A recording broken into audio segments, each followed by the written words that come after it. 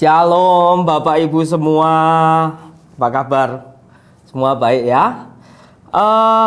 Hari ini kita akan belajar satu tema yang ini bagi diri saya beberapa hari ini sangat menginspirasi begitu ya. Tepatnya kemarin pagi. Waktu saya bangun pagi, terus nggak ngerti Roh Kudus kasih tema ini. Saya kasih judul, Dia Sengaja. Tuhan kita, Tuhan yang sengaja. Kalau Bapak Ibu ingat, beberapa waktu yang lalu, waktu kita kedatangan tamu Pak Ojak, ada satu kalimat statement yang itu bagi saya sangat menggelitik sampai beberapa hari, bahkan sampai sekarang begitu ya. Kalimatnya begini, Tuhan itu dengan sengaja menciptakan kita. Nah, kita seringkali mendengar kalimat bahwa kita ini anak atau manusia yang diciptakan Tuhan dengan sempurna, dengan serupa dan segambar dengan Allah kita. Tetapi waktu kemarin, waktu Pak Ojak sampaikan bahwa Tuhan menciptakan manusia atau menciptakan saudara dan saya itu dengan sengaja. Nah, waktu saya cari di kamus, kata sengaja itu memiliki arti satu, direncanakan. Jadi kalau Tuhan menciptakan kita sebagai manusia, Dia sungguh merencanakan dengan detail, dengan sempurna, karena memang Dia sengaja. Yang kedua, itu diniatkan untuk melakukan. Jadi arti kata sengaja yang kedua itu diniatkan, jadi punya niat untuk dilakukan. Nah, saya merenungkan begini Bapak Ibu yang dikasih oleh Tuhan. Artinya bahwa Tuhan menciptakan kita itu benar-benar ada niat yang luar biasa. Nah, kemarin pagi itu waktu saya bangun pagi, kalimat ini muncul Bapak Ibu. Saya merenungkan, loh, kalau begitu Tuhan menciptakan seorang Budi dengan segala kekurangan dan kelemahan menurut saya, tapi bagi Tuhan itu memang diniatkan model yang ciptaan seorang Budi ya seperti ini Bapak Ibu. Jadi saya melihat dalam diri saya kelemahan kekurangan saya, tetapi Allah karena Dia sengaja menciptakan saya, Dia tidak pernah melihat kekurangan kekurangan saya sebagai makhluk ciptaannya. Nah, ini luar biasa Bapak Ibu. Yang ketiga, arti kata disengaja adalah tidak kebetulan, bukan ujuk-ujuk kita diciptakan atau saya diciptakan dengan ujuk-ujuk, bukan. Ternyata Dia menciptakan saya itu bukan sebuah kebetulan, tapi memang diinginkan.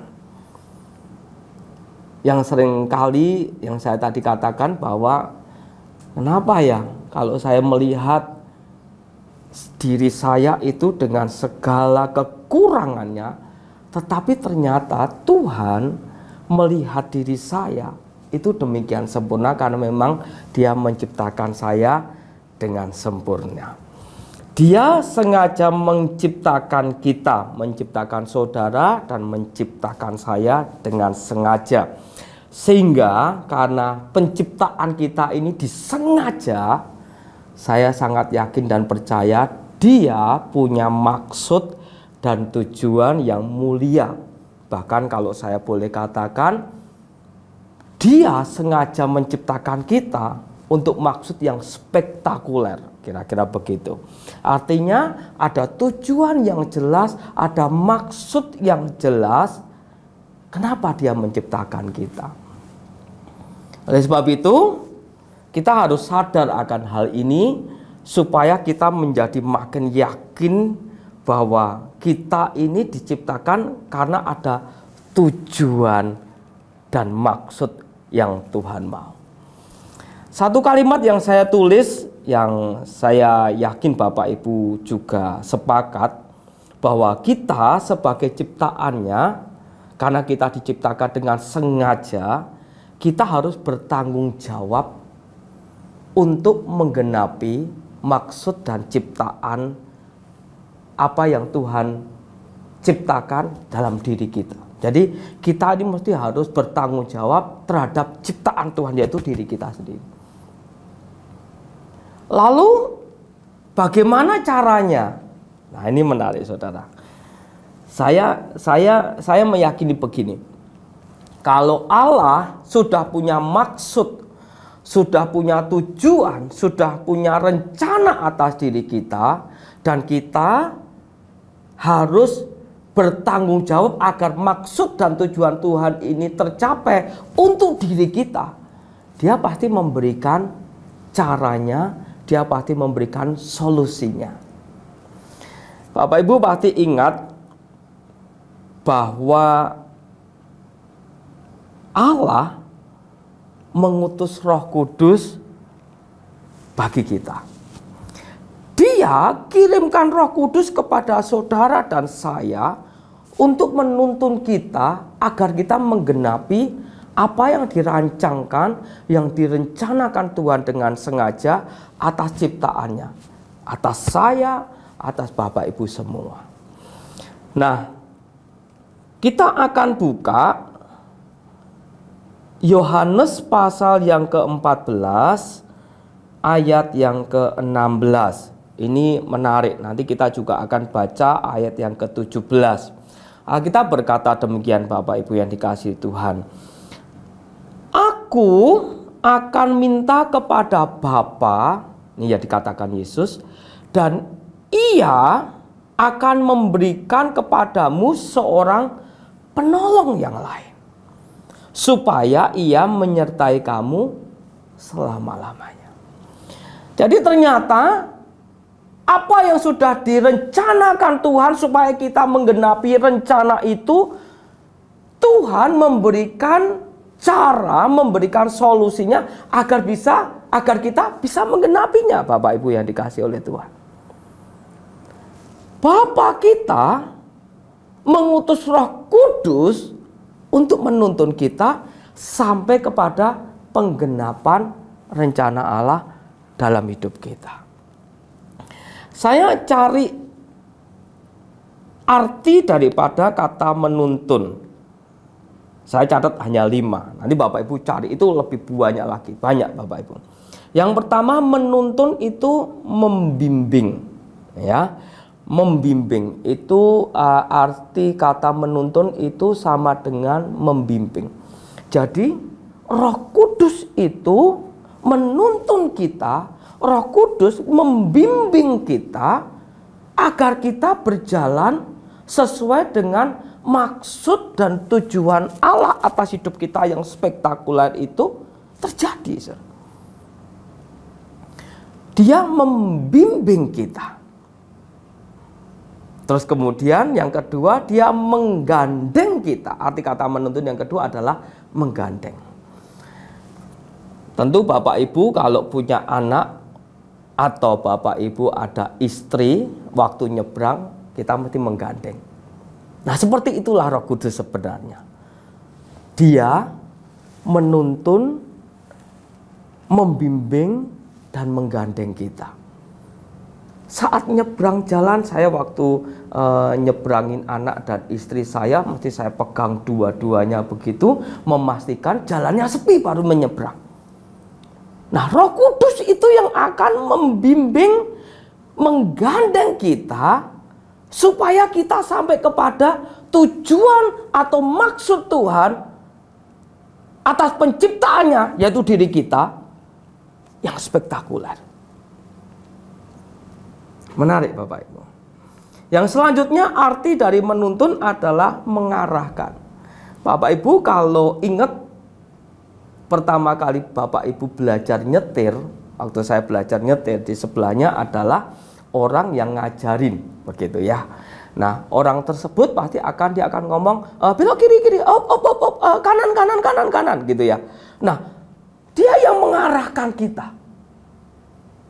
Pertanyaannya adalah, apakah Bapak Ibu dan saya mau tidak diarahkan atau dituntun oleh Roh Kudus.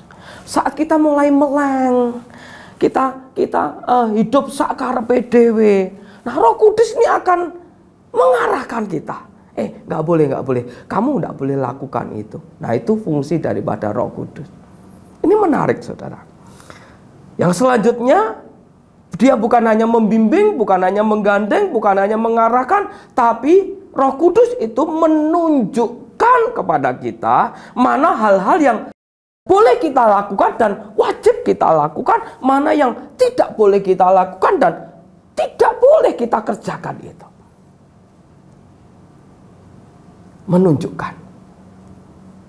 Ini salah satu fungsi Roh Kudus, Bapak Ibu. Selanjutnya yang saya catat terakhir, arti kata menuntun adalah menyertai. Ini menarik, Bapak Ibu. Kalau saya lagi nyetir sendiri, nggak ada temen, nggak ada yang menyertai, itu rasanya nggak enak. Tapi kalau ada yang menyertai dan kita bisa berbicara, ngobrol dengan santai, itu jauh lebih nyaman daripada kita sendirian. Nah, Roh Kudus salah satu fungsinya dia menyertai kita. Menyertai itu apa? Untuk supaya kita ini sebagai ciptaan Tuhan yang sempurna, yang disengaja oleh Tuhan, munculnya seperti diri kita ini, kita akan disertai mencapai kepada garis akhir atau dari maksud dan kehendak rencana Tuhan atas hidup kita. Menarik, Bapak Ibu. Nah, saya ulangi lagi ya. Ayat yang ke-16 itu, aku akan minta kepada Bapa dan ia akan memberikan kepadamu seorang penolong. Ini Roh Kudus, penolong yang lain. Saudara, kalau mendengar kata penolong, apa yang ada dalam benak pikiran kita? Tentunya kita tahu kalau ada penolong, berarti saat kita punya problem, kita punya masalah, ada penolongnya, saudara.